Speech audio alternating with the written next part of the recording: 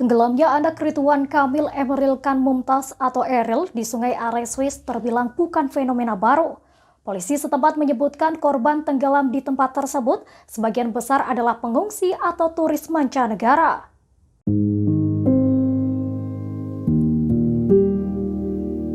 Tenggelamnya anak Ridwan Kamil Emeril Khan Mumtaz atau Eril di Sungai Are, Swiss terbilang bukan fenomena baru.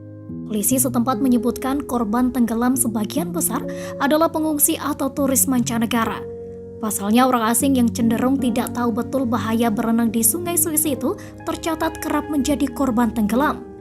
Data yang dikumpulkan oleh Kompas.com dari kantor polisi Bern, Jumat 27 Mei 2022, menyebutkan korban tenggelam sebagian besar adalah pengungsi atau turis mancanegara.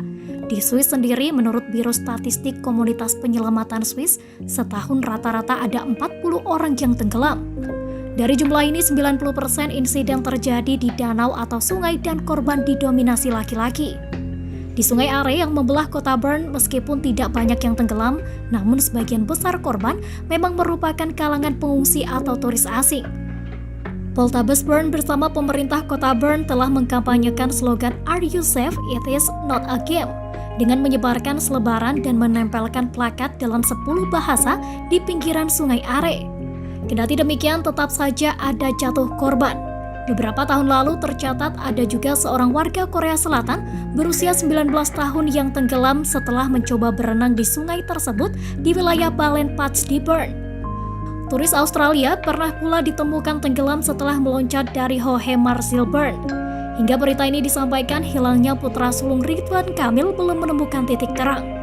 Humas Poltabes Bern mengaku masih melakukan aksi pencarian. Swiss dengan kondisi geografisnya yang 2/3 dikuasai pegunungan Alpen memiliki 1.400 danau dan ratusan sungai. Kondisi ini membuat Swiss merupakan salah satu sumber air Eropa.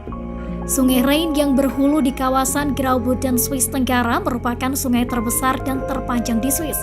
Sungai Rhein membelas Inlands, Basel, Köln hingga bermuara di Rotterdam. Sementara Sungai Rhone yang berhulu di dataran tinggi Gotthard bermuara hingga Laut Tengah. Sementara Sungai Potesin menjalar hingga Laut Adria. Sungai Arai sendiri akan bergabung dengan Sungai Rhein yang menuju Laut Utara Rotterdam.